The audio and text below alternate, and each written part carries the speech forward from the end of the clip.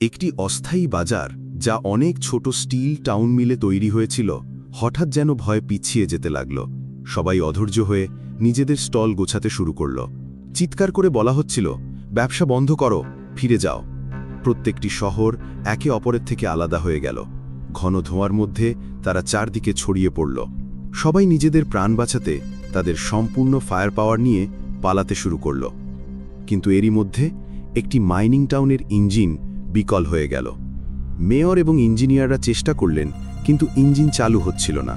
তারা জানত যদি এখনই কিছু করা না হয় তাহলে লন্ডন তাদের গিলে ফেলবে। লন্ডন পৃথিবীর সবচেয়ে বড় চলমান শহর। দুর্বলদের গিলে ফেলা এবং সম্পদ লুট করার জন্য কুখ্যাত ছিল। যাকে সে ধরত তার পরিণাম একটাই ছিল, বিনাশ। অবশেষে ইঞ্জিন দেরিতে হলেও সাড়া দিল। মেয়র স্বস্তির নিঃশ্বাস ফেললেন এবং সঙ্গে সঙ্গে অ্যাক্সিলারেটরে চাপ দিলেন। পুরো শহরটা জোরে কাঁপতে কাঁপতে পালিয়ে গেল। কিন্তু লন্ডন কোনো সাধারণ শিকারী ছিল না। তার গতি, শক্তি এবং সম্পদ কোনো ছোট শহরের নাগালের বাইরে ছিল। মাইনিং টাউন তার গতি বাড়ানোর জন্য নতুন সংগ্রহ করা সব লবণ ফেলে দিল, যাতে ভার হালকা হয়। কিন্তু লন্ডন তখনও তাদের পিছনে ছিল। আর তার খিদে এখন শুধু সম্পদের নয়, বরং সেই শিকারেরও ছিল, যা সে খেলার ছলে করত। মেয়র একটি উঁচু পাহাড় দেখতে পেলেন, একটি সংকীর্ণ গিরিপথ, যেখান থেকে হয়তো তারা বেরিয়ে যেতে পারত। লন্ডন এত বড় ছিল যে সেখানে আসতে পারত না, কিন্তু তার আগেই তাদের রাস্তায় একটি গভীর খাদ এসে পড়ল, যা কোনো এক সময় অন্য কোনো শহরকে পিষে ফেলার ফলে তৈরি হয়েছিল। মেয়র ঝুঁকি নিলেন, গাড়িটি খাদের কিনারা দিয়ে ছোটানেন। গুরুতর ঝাঁকুনিতে শহরটা ভাঙতে শুরু করল, যন্ত্রাংশ খসে পড়তে লাগল। লন্ডনের শিকারী কামানগুলো সক্রিয় হয়ে উঠল। শিকল দিয়ে বাঁধা বিশাল হুকের মতো গুলি ছোড়া হলো। প্রতিটি শট মাইনিং টাউনে স্টিলের কাঠামো ভেদ করে গেল। শিকলগুলো যেই তাকে ধরল, লন্ডন তাকে ধীরে ধীরে টানতে শুরু করল, ঠিক যেমন কোনো অজগর তার শিকারকে গিলে ফেলে। উপরতলার লোকেরা চিৎকার করছিল, শিকার সম্পূর্ণ হয়েছিল। মাইনিং টাউনটিকে পুরোপুরি গিলে ফেলা হলো। বেঁচে থাকা লোকদের বাইরে বের করা হলো, তাদের জিনিসপত্র বাজেয়াপ্ত করা হলো। যেগুলো কাজের ছিল সেগুলো জাদুঘরে নিয়ে যাওয়া হলো, বাকিগুলো জ্বালিয়ে লন্ডনকে জ্বালানি দেওয়ার জন্য পাঠানো হলো। টম, একজন প্রত্নতত্ত্ববিদ, প্রতিবারের মতো ফেরত আসা জিনিস নিজে পরীক্ষা করতেন। তার ভয় ছিল ইতিহাসের সঙ্গে জড়িত কোনো প্রযুক্তি যেন ভুল করে জ্বালিয়ে দেওয়া না হয়। এবার সিটি লর্ড নিজে এসেছিলেন। তার প্রাচীন হাইটেক অস্ত্রের যন্ত্রাংশে আগ্রহ ছিল, কিন্তু টম জানতেন এই কোয়ান্টাম অস্ত্রগুলোই একসময় পৃথিবীকে 4 টুকরো করে ফেলার কারণ হয়েছিল। তাই টম চুপচাপ এই ধরনের অস্ত্রের যন্ত্রাংশ লুকিয়ে রাখতেন, যাতে পরের বার লন্ডন কোনো জলাভূমি পার হওয়ার সময় সেগুলো পুঁতে দেওয়া যায়। এরই মধ্যে ভিড়ের মধ্যে এক রহস্যময়ী মহিলা লাল মুখোশে ধীরে ধীরে সিটি লর্ডের দিকে এগিয়ে গেল। সিটি লর্ড হঠাৎ থেমে গেলেন। তিনি তাকে চিনতে পেরেছিলেন, কিন্তু তিনি কিছু বলার আগেই মহিলাটি প্রথম আঘাত হানল। সিটি লর্ড আহত হলেন এবং তখনই টম মাঝে এসে তার দ্বিতীয় আঘাত রুখে দিল। সিআই পালিয়ে গেল। টম তার পিছু নিল। মাইনিং টাউনের অবশিষ্ট কাঠামোর মধ্যে সে দৌড়াতে লাগল, বড় বড় গিয়ার আর দাঁতের ফাঁক দিয়ে। টমের রাস্তা জানা ছিল না, কিন্তু সে জানত যদি সে পিছিয়ে পড়ে তাহলে আর বাঁচবে না। একটি বিশাল গিয়ার হঠাৎ সামনে চলে এলো। টম কোনো মতে ফিউল রুমে ঝাঁপ দিয়ে পড়ল। এটাই সেই জায়গা যেখানে টুকরো হয়ে যাওয়া শহরগুলো পুড়ে লন্ডনকে শক্তি দিত। সিআই জানত এটাই পালানোর একমাত্র রাস্তা। সে বড় পাইপ দিয়ে নিচে ঝাঁপ দিতে যাচ্ছিল, কিন্তু টম তার হাত ধরে ফেলল। আমায় ছেড়ে দাও, না হলে তুমিও মরবে, যেমন আমি মরতে চলেছি। টম ইতস্তত করল, আর ততক্ষণে সে হাত ছাড়িয়ে নিচে পিছলে গেল। কিন্তু ভুল করে টম সিটি লর্ডের সামনে তার নাম বলে ফেলে। লর্ডের মুখভঙ্গি পাল্টে গেল। তিনি টমকে লাথি মেরে রেলিং থেকে নিচে ফেলে দিলেন। তারপর তিনি আদেশ দিলেন, ওর মরে যাওয়া উচিত, নিশ্চিত করো। ড্রোন পাঠানো হলো, এলাকা পরিষ্কার করা হলো। কিন্তু সিআই সতর্ক ছিল। ড্রোন চলে যাওয়ার পরেই সে ফিরে এসে টমকে অজ্ঞান অবস্থা থেকে জাগালো। তারপর সে কিছু না বলে চাকার দাগ অনুসরণ করে এগিয়ে গেল। কিছুক্ষণ পর টমের মনে পড়ল যে তাকে লন্ডনের সিটি লর্ড ভ্যালেন্টাইন ধাক্কা দিয়েছিলেন। সে কিছু জিজ্ঞাসা করার আগেই মেয়েটি রেগে উঠল এবং ক্রোধে দোষারোপ করতে লাগল যে তার জন্য তার প্রতিশোধ নেওয়ার পরিকল্পনা ভেস্তে গেছে। হেস্টার জানালো 8 বছর বয়স পর্যন্ত সে তার মায়ের সঙ্গে সুখে জীবনযাপন করত। তার মা একজন বিখ্যাত প্রত্নতত্ত্ববিদ ছিলেন, যিনি প্রাচীন প্রযুক্তির খোঁজ করতেন। ভ্যালেন্টাইন সময়ে সময়ে এয়ারশিপে করে তার মায়ের সঙ্গে দেখা করতে আসত এবং তাদের খুঁজে পাওয়া অবশেষগুলোর প্রতি আগ্রহ দেখাত। একবার হেস্টারের মা আমেরিকার ধ্বংসাবশেষ থেকে একটি শক্তিশালী কোয়ান্টাম অস্ত্রের কন্ট্রোল সিস্টেম খুঁজে পান। এই নিয়ে দুজনের মধ্যে বিবাদ হয় এবং ভ্যালেন্টাইন অস্ত্রটি পাওয়ার জন্য প্রতারণা করে। এক রাতে সে হেস্টারের মাকে মেরে ফেলে এবং ছোট হেস্টারের মুখে গভীর ক্ষত সৃষ্টি করে। পালানোর আগে মা হেস্টারকে একটি চোখওয়ালা লকেট দেন এবং তাকে নিজের প্রাণ বাঁচানোর নির্দেশ দেন। হেস্টার একা জঙ্গলে বড় হয়েছে। সে জানত বাইরের পৃথিবী বিপদে ভরা। স্ক্যাভেঞ্জাররা সব জায়গায় ঘুরে বেড়ায়, তাই তারা আগুন জ্বালায় না এবং গাছপালা থেকে জল সংগ্রহ করে। টমের কাছে এসব অদ্ভুত এবং অস্বস্তিকর ছিল। হেস্টার তার পকেট থেকে 1000 বছরের পুরনো প্যাকেট করা রুটি বের করে টমকে অর্ধেক দিল। টম অবাক হয়ে গিয়েছিল যে সেটা খারাপ হয়নি।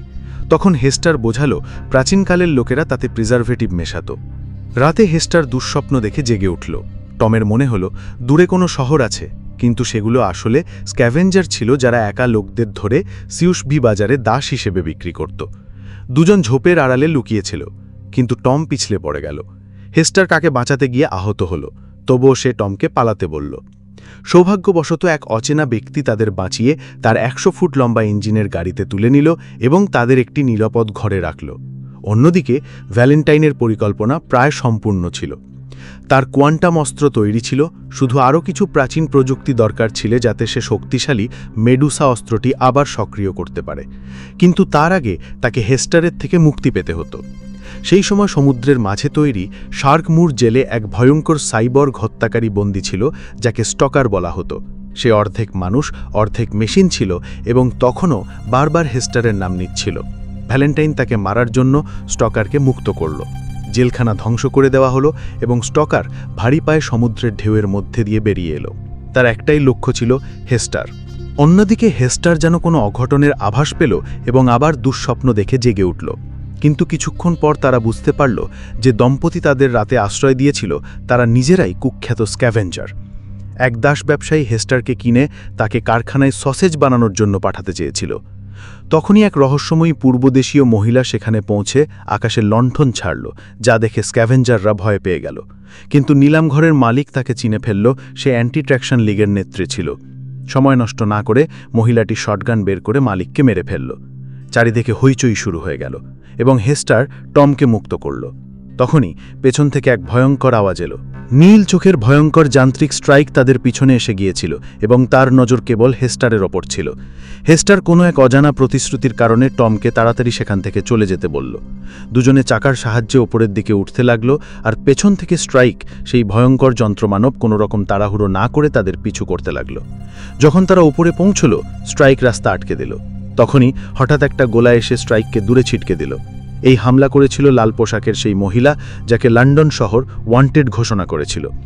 সেই মহিলার ইশারায় টম আহত হেস্টারকে এয়ারশিপে তুলল, কিন্তু হেস্টার ওপরে ওঠার পরেই মহিলাটি এয়ারশিপ ঘুরিয়ে টমকে ফেলে রেখে যেতে লাগল। হেস্টার সঙ্গে সঙ্গে দড়ি ছুড়ে দিল এবং টম সেই দড়ি ধরে কোনো মতে ওপরে উঠল। স্ট্রাইক দড়িটা ধরে এয়ারশিপটাকে নিচে টানার চেষ্টা করতে লাগল।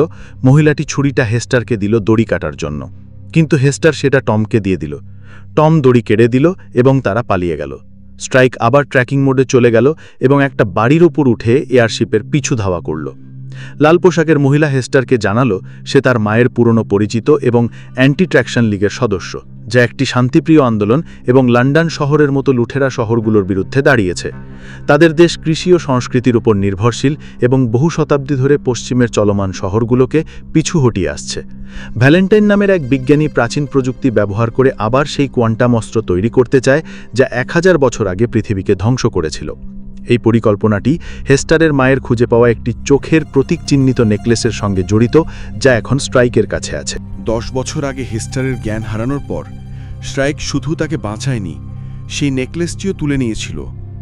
স্ট্রাইক হেস্টারকে এমনভাবে বড় করেছে যেমন কোনো বাবা তার মেয়েকে করে।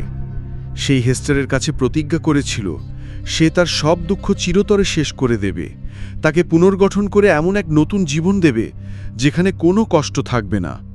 কিন্তু 6 মাস আগে হেস্টার জানতে পারল যে লন্ডন শহর যুদ্ধের প্রস্তুতি শুরু করেছে এবং সে তার মায়ের মৃত্যুর প্রতিশোধ নেবার জন্য স্ট্রাইকের সঙ্গে করা প্রতিজ্ঞা ভেঙে সেখান থেকে পালিয়ে আসে।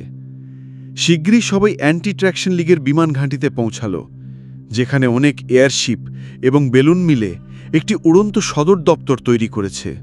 কিন্তু সেখানে একটি দুঃসংবাদ অপেক্ষা করছিল। টম যে প্রাচীন যন্ত্রাংশটি লুকিয়ে রেখেছিল, ভ্যালেন্টাইন সেটি খুঁজে পেয়েছে এবং তার সাহায্যে কোয়ান্টাম অস্ত্র মেডুসা আবার চালু করা হয়েছে।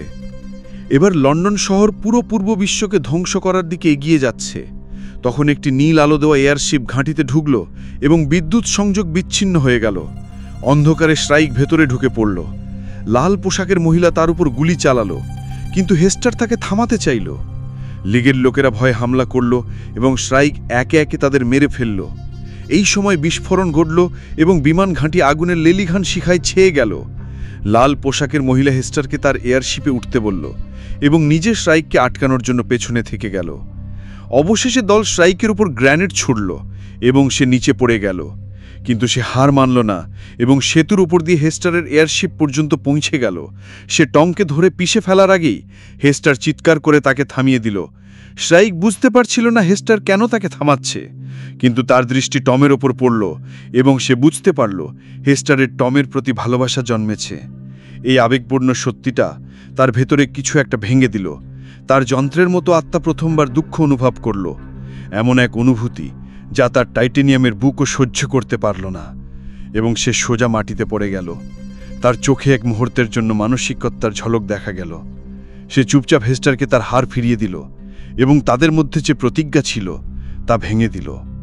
যখন সে মেয়েটির মুখে খুশির হাসি দেখল, তখন তার মনে হলো সে পুরোপুরি হেরে গেছে। বছরের পর বছর ধরে তার জেদ, তার ইচ্ছা সব একতরফা ছিল। হয়তো সে মানুষের জটিল ভাবনাগুলো বুঝতে পারত না, কিন্তু যদি সেই মেয়েটি খুশি থাকে তাহলে মরতেও তার কোনো আফসোস নেই। হেস্টার টমকিনে স্কাই সিটি থেকে পালাতে সফল হলো। তারা জ্বলন্ত ভেঙে পড়া শহরগুলোর ধ্বংসস্তূপ পেরিয়ে মাউন্টেন কান্ট্রির সীমান্তে পৌঁছালো, যেখানে শতাব্দীর পর শতাব্দী পুরনো দেওয়াল হাজার হাজার শরণার্থীকে বাঁচিয়ে রেখেছিল, এবং এখন একটি শান্তিপূর্ণ কৃষক সভ্যতা ফুলে ফেপে উঠছে।